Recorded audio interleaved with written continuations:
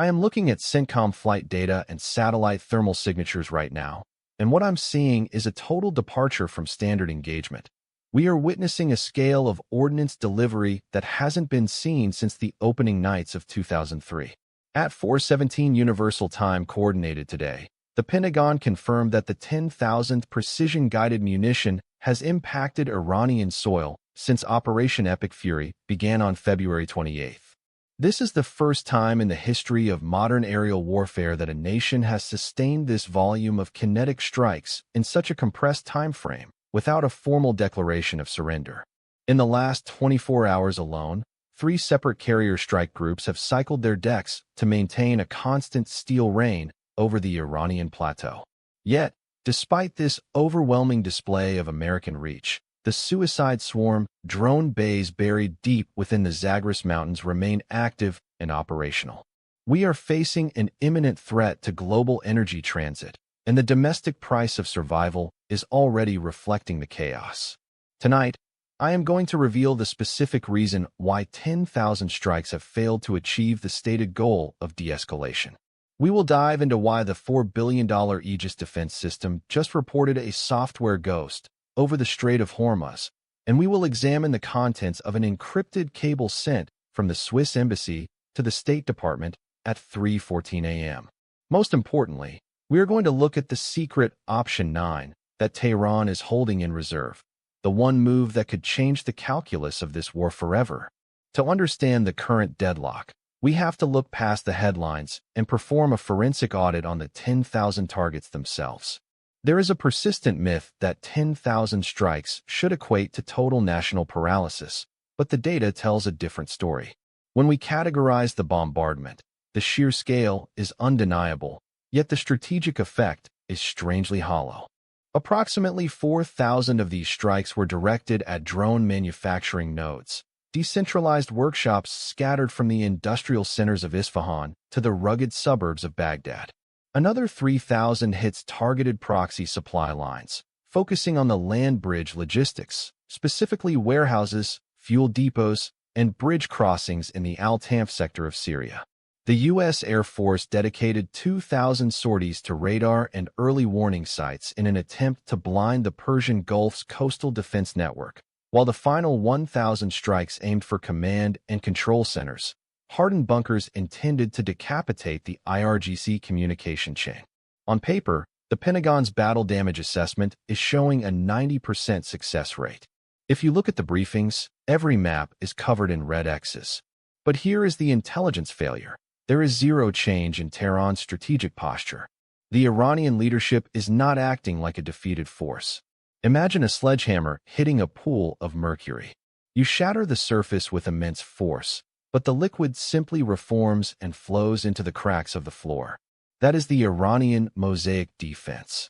It is a decentralized, redundant system designed to absorb the very shock and awe tactics the U.S. perfected 20 years ago. We are seeing the realization that superior firepower is a 20th century metric being used in a 21st century ghost war. But here is the detail the mainstream maps are scrubbing. 3 of those 10,000 targets weren't military bases. They were hardened data nodes located in civilian-adjacent sectors that should have ended the war by severing the regime's digital spine. They were hit with bunker busters. They were destroyed. And yet the Iranian internal network didn't even flicker. This brings us to the Zagros shadow, the geographical reality that is currently haunting American planners. For years, intelligence agencies have whispered about the mountain cities, and now we are seeing them in action. Take Eagle 44, for example. This is not just a bunker. It is a sprawling airbase carved 500 meters into solid rock. When a Tomahawk cruise missile hits the side of a mountain, it makes a lot of noise and smoke, but it does virtually zero damage to the assets inside. These underground facilities are immune to traditional aerial bombardment, and they house the very drone and missile wings that continue to harass the U.S. Navy. While the American public sees the 10,000 strikes as a sign of dominance, the IRGC sees it as an opportunity for asymmetric math. Stop and think about that for a moment. The U.S. is spending upwards of $2 million for every interceptor fired from a destroyer. Iran is launching drones that cost roughly $20,000 to manufacture. We are being financially bled in real time, trading Ferraris for pigeons, and the Pentagon's wallet, while vast, does have a bottom. Tehran's patience, fueled by a regime that views this as an existential struggle for survival, does not. This is a structural weakness of a superpower. Our weapons are too expensive to use against an enemy that has embraced the cheap and the plentiful. The frustration in the halls of the Pentagon is palpable, as generals realize that the more they fire, the more they deplete the precision stockpiles needed for other global theaters. To understand why they are laughing at the 10,000 strikes, we have to look at this silent partner standing just behind the curtain in Moscow. The war has entered a new phase characterized by a hidden technological pivot that is causing genuine alarm among Western electronic warfare specialists. We are seeing clear evidence of a Su-35 for drones swap, but the integration goes much deeper than just airframes.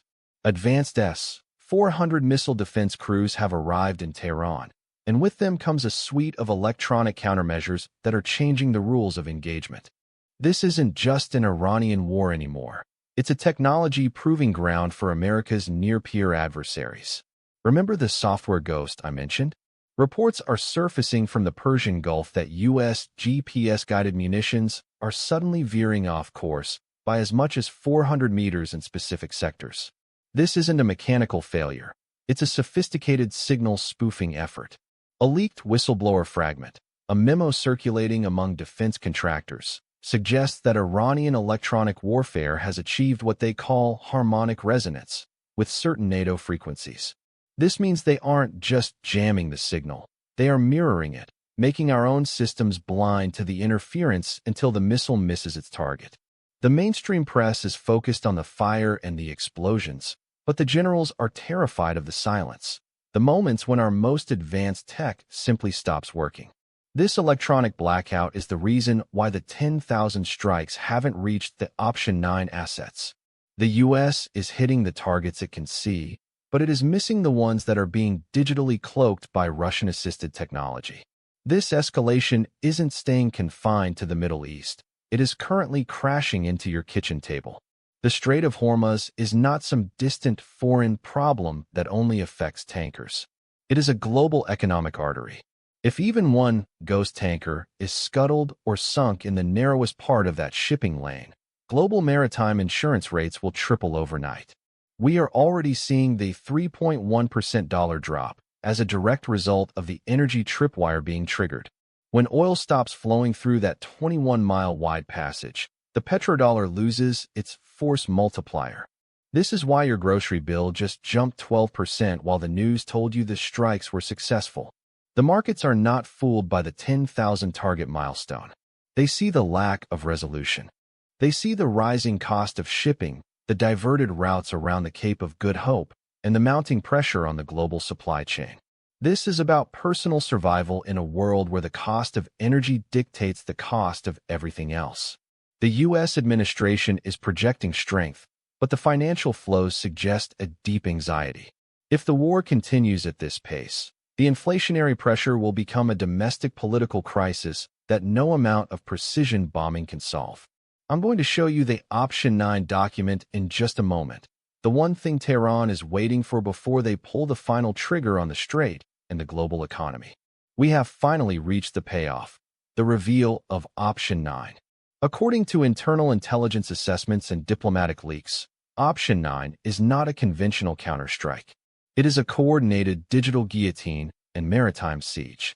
Tehran's plan is to execute a massive, multi-pronged cyber-financial strike on the SWIFT banking system paired with a kinetic scuttle blockade of the Strait of Hormuz. Using these software ghosts they've perfected, they intend to freeze international clearinghouses, essentially deleting the ledger of the regional energy market for a period of 48 to 72 hours.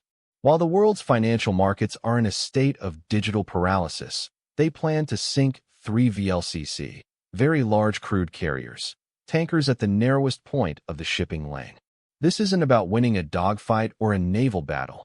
It is about strategic exhaustion. Tehran isn't waiting for the U.S. to stop. They are waiting for the U.S. to exhaust its political will and its economic stability. Option 9 bypasses all Aegis logic by using low-tech swarms of hundreds of small boats to distract defenses while the digital payload is delivered. There is a growing parallel of dissent among at least 38 U.S. generals who realize that 10,000 strikes have only served to battle-harden the enemy for this specific endgame.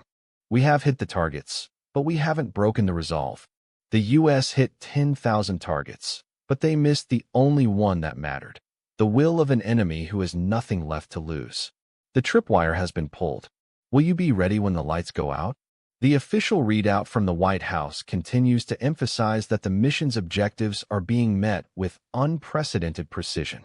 President Trump has repeatedly stated that the IRGC is on the brink of collapse, citing the destruction of nearly the entire Iranian surface navy. The Secretary of Defense, Pete Hegseth, has echoed this, claiming that the backbone of the regime's military infrastructure has been severed. However, the reality on the ground, and in the data, paints a much more complex picture. While the U.S. claims success, the Iranian leadership has not moved toward the negotiating table. Instead, they have increased their rhetoric of eternal resistance. Diplomatic cables from the Swiss embassy, which acts as the intermediary between Washington and Tehran, suggest that the Iranian side hasn't even acknowledged the unconditional surrender terms being offered. They are operating on a completely different timeline. To them, the 10,000 strikes are a cost they were prepared to pay for years. The gap between the official U.S. victory narrative and the reality of a functioning, defiant Iranian command structure is widening every day.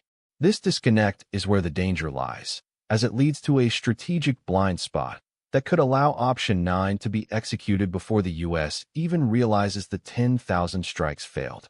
We also have to look at the human cost and the regional spillover. While the U.S. is focusing on military nodes, the collateral damage is mounting.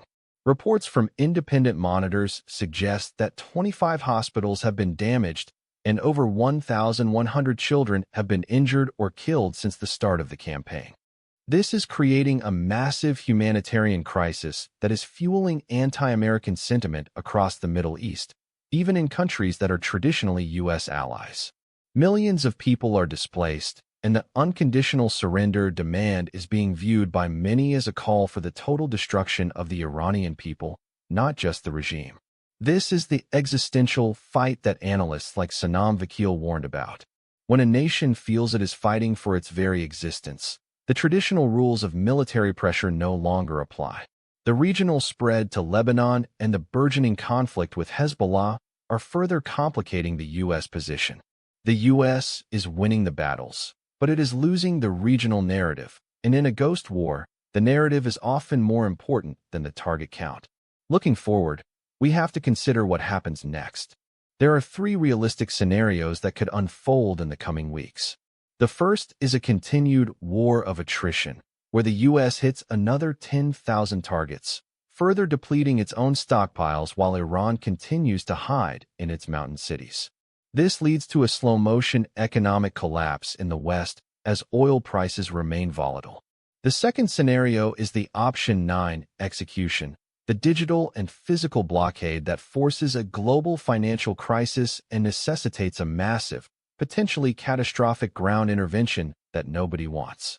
The third, and perhaps most unlikely, is a sudden diplomatic breakthrough, but given the red line has already been crossed, both sides are now locked into a cycle of escalation. We'll continue tracking this situation as it develops. How is this story being covered where you live right now? Do you think the 10,000 strike milestone is a sign of victory or a sign of a failing strategy? Are you already seeing price increases at your local grocery store or gas station? We'll continue tracking this situation. See you in the next update.